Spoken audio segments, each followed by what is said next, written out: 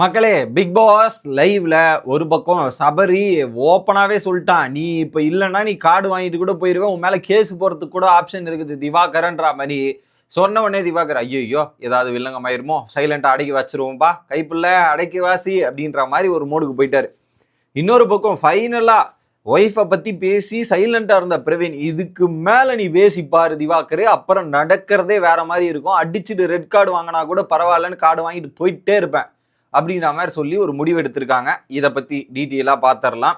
சேனலுக்கு புதுசாக இருந்தீங்கன்னா சப்ஸ்கிரைப் பண்ணிருங்க. வீடியோ பார்க்குற அனைவருமே மறக்காமல் லைக்கும் ஐப்பும் பண்ணீங்கன்னா இந்த வீடியோ பல பேருக்கு போய் சேரும். அந்த உதவியை பண்ணுமாறு கேட்டுக்கொள்கிறேன். இப்போ கண்டென்ட்டுக்குள்ளே போயிடலாம்.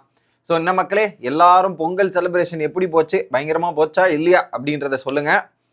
ஸோ இப்போ லைவில் வந்து அந்த நாட்டுப்புற கலைஞர்கள் உள்ள வந்து வேற மாதிரி வைபிங்கும் அடி வேற மாதிரி தாரத்தப்பட்டை கிழிய வேண்டாமான்ற மாதிரி கிழித்து கொண்டு இருக்கின்றனர். நல்லா இருக்குது பார்க்கறதுக்கு. சரி, இப்போ கண்டென்ட்ல போவோம்.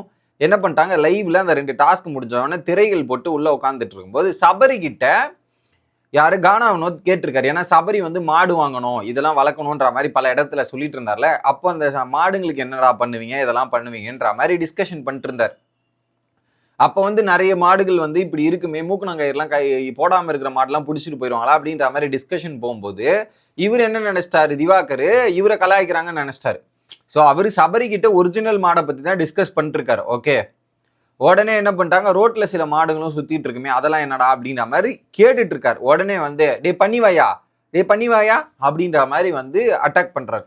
உடனே அரோரா கேட்குறாங்க, எப்பா அவரும் உன் பேச்சுக்கு வரல, உன்னை ஏதாவது சொன்னாரா, சொல்லலை, நீ எதுக்கு அவர் பேச்சுக்கு போற, அவர் ஏன் இது பண்ற அப்படின்றது கேட்குறாங்க திவாகர் கிட்ட அரோரா. உடனே கானா வினோத், அவன் பேர் சொல்லல எனக்கு பிரச்சனை கிடையாது, பேர் சொன்னாதான் ரியாக்ட் பண்ணும், பேர் சொல்லல பிரச்சனையே கிடையாது அப்படின்ற மாதிரி சொல்லிட்டு, அப்புறம் மாடுக்கெல்லாம் வயிறு தொப்பை பெருசா இருக்குமா அப்படி இருக்குமான்ற மாதிரி கானா வினோத் திரும்ப ஒரு கவுண்டர் போடுறாரு. டி பண்ணிவாயா வினோத்னும் போது செமக்கடை, நான் இப்போ உன் பேரை சொல்ல, நீ என்ன ஏன் பேர் சொல்லி கூப்பிடுற, நான் ஏதாவது கேட்டனா, நீ எதுக்கு இப்போ என் பேரை சொல்றேன்ற மாதிரி ஆகுது. ஒரு பாயிண்ட்ல எழுந்து வந்த உடனே திவாகர் வந்து எழுந்து வந்து அப்படியே கானா வினோத்தை தள்ளுற மாதிரியும் இப்படி இது பண்ற மாதிரியும் ஒரு விஷயத்த பண்றாரு. உடனே அங்கிருந்து எஃப்ஜே அடிக்காத இதெல்லாம் பண்ணாத அப்படின்ற மாதிரி எஃப்ஜே அங்க ரியாக்ட் பண்றான். எஃப்ஜே ரியாக்ட் பண்ணதுக்கு அப்புறம் கானா வினோத் போயிடுறாரு. திவாகர் வந்து உட்காந்துறாரு. அப்ப சபரி வரான்.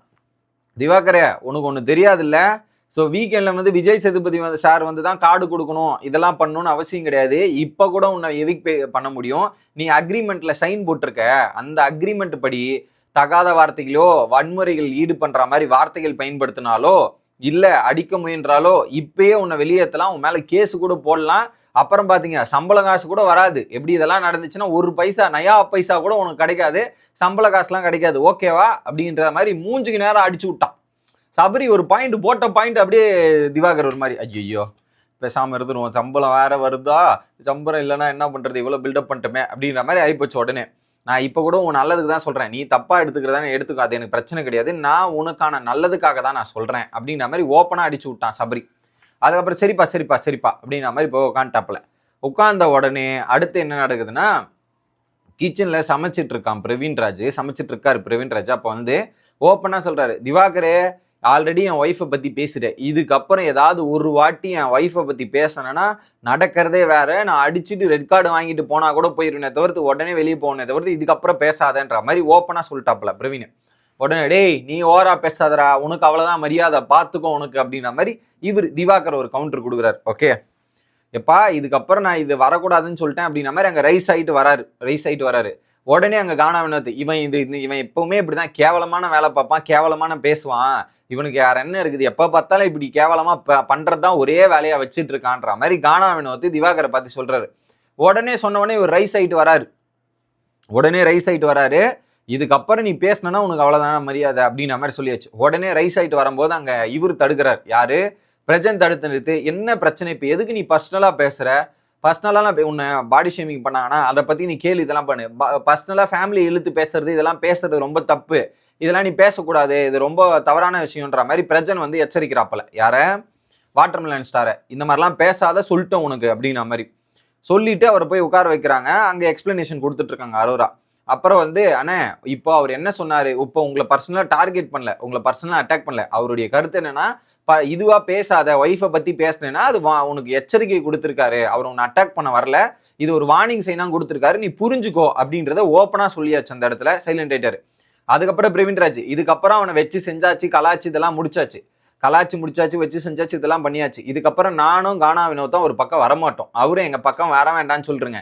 ஒருவேளை நாங்க ஏதாவது தனியா உட்காந்து பேசிட்டு வேற ஏதாவது பேசிட்டு இருக்கும் போது அவரை சொன்னன்ற மாதிரி வந்தாருன்னா அப்புறம் நாங்க பொறுப்பு இல்லை, நாங்க உங்ககிட்ட தான் சொல்லுவோம் பாத்துங்க, அப்புறம் நடக்கிறதே வேற அப்படின்ற மாதிரி கானா வினோத்தும் பிரவீன்ராஜும் முடிவு எடுத்தாச்சு. நாங்களும் ஒரு பக்கம் வரல, அவரே எங்க பக்கம் வரல. நாங்க ஜென்ரலா பேசும்போது கூட ஏதாவது ஒரு கமெண்ட் அவர் பாஸ் பண்ணி எங்களை அட்டாக் பண்ண வந்தாங்கன்னா நல்லதுக்கு இல்லை அப்படின்றத சொல்லியாச்சு. அப்ப கானா வினோத்துமே சொல்லிட்டாரு, ஓகே நான் கம்முன்னு இருப்பேன், அவர் வராம இருந்தா சரி.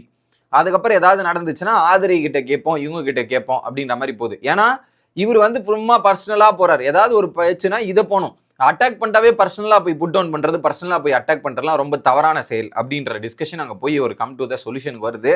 கரெக்ட். ஆனா இன்னைக்கு பொங்கல் செலிப்ரேஷன் சபா ஏன் இப்படி பண்றீங்க அப்படின்ற மாதிரி தான் காக்கா வினோத்ன்றாரு, பண்ணிவாய் திவாகர், அது கேட்கறதுக்கே நல்லா இல்லை. சீரியஸி அந்த அளவுக்கு வந்து ஒர்த்தே இல்லாம இருந்துச்சு. திவாகர் தயவு செய்து நீங்க முன்னாடியே வெளியே போயிருந்தா என்னது, இது வெளியே போயிருந்தா ரொம்ப ரொம்ப நல்லா இருந்திருக்கும். அவர் வெளியே போகாம விட்டது தான் பெரும் பிரச்சனையா போச்சு. எல்லாத்துலயும் சண்டை, ஒரு பொங்கல் அதுவுமா இன்னைக்கு எவ்வளவு சண்டை மக்களே. இது எனக்கு பொங்கல் செலிப்ரேஷனா இல்லை நார்மல் எபிசோடாவே தெரில. எனக்கு எபிசோட்ல எடிட் பண்ணி போகும்போது எல்லா சண்டைகளையும் எடிட் பண்ணி தான் போற மாதிரி இருக்குமே தவிர்த்து செலிப்ரேஷன் மாதிரி பார்த்த மாதிரி இருக்கும். சண்டை காட்சிகள் அப்படின்ற மாதிரி தான் இருக்கும் போல இருக்கு அப்படின்றதான் தோணுச்சு. ஓகே, ஆனா திவாகர் மாத்திக்க மாட்டார். என்னன்னாலும் அவர் வந்து தன்னிலைப்படுத்தி முன்னிலைப்படுத்தி அடுத்தவனை அசிங்கப்படுத்தி கீழே புட் டவுன் பண்ணி அப்படின்ற மாதிரி தான் பேசுவாரே தவிர்த்து 1% கூட அவர் திருந்தலையே. வெளியே போயிட்டு எதுக்கு அமிச்சாங்க, இந்த காரணங்கள் மெச்சூரிட்டி இதுன்னு ஏகப்பட்ட விஷயங்கள் பேசுறதுக்காக தான் வெளியே அமிச்சாங்க. ஆனா நாங்கெல்லாம் திருந்த மாட்டோம், நாங்கெல்லாம் தலைகீழா நின்றாலும் தண்ணியில தான் தலைகீழா. ஐயோ பழமொழி எனக்கே பாருங்க, இவர் பேசி பேசி பழமொழியோட மறந்து போச்சு. ஓகே, ஐயோ டப்புன்னு வர மாட்டேங்குது. தலைகீழத்தான் குடிப்பேன் அப்படின்றத சொன்னா ஒண்ணுமே பண்ண முடியாது, திவாகரை திட்ட முடியும். கண்டிப்பா பாருங்களேன், நான் சொல்றது நடக்குதா இல்லையான்னு பாருங்க. கானா வினோத்தும் பிரவீன்ராஜும் வேற ஏதாவது ஒரு பேசி கலாச்சிட்டு மற்றவங்களை கலாச்சிட்டு இருந்தா கூட சடனா வாட்டர்மெலன் வந்து ஏதாவது கவுண்டர் போட போறாரு. அந்த பிரச்சனை இருக்கிற 2 நாள்ல வெடிக்க போகுது. இன்னைக்கு நாளைக்கு இதுல நிறைய பேருக்கு நிறைய கேள்விகள் வேற இருக்கு.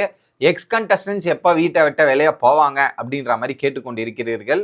எக்ஸ் கண்டஸ்டன்ஸ் வெளியே போறது நமக்கு சனிக்கிழமை டெலிகாஸ்ட் ஆகும். அவங்க நாளைக்கு போயிடுவாங்க லைவ்ல. ஸோ நாளைக்கு அவங்க விடை பெறுவார்கள், சனிக்கிழமை நமக்கு டெலிகாஸ்ட் ஆகும் அப்படின்றது தான் பாயிண்ட் ஆஃப் வியூ. இப்போ தற்போது லைவ்ல என்ன நடந்துச்சுன்னா, அந்த நாட்டுப்புற கலைஞர்கள் உள்ள வந்தாங்க. அங்கே ஒரு 20-25 நிமிஷமா, ஒரு மேக்ஸிமம் ஒரு 20 மினிட்ஸ் அவங்களுடைய பர்ஃபார்மன்ஸ் இதெல்லாம் பண்ணி முடிச்சுட்டு அவங்க விடை பெற்றார்கள். இவங்களாம் அந்த பர்ஃபார்மன்ஸ் முடிச்சுட்டு எல்லாம் வீட்டில் வந்து உட்கார்ந்துட்டு இருக்காங்க. இதுதான் தற்போதைய நிலவரம். அடுத்த வீடியோவில் வந்து சந்திக்கிறேன். Bye guys.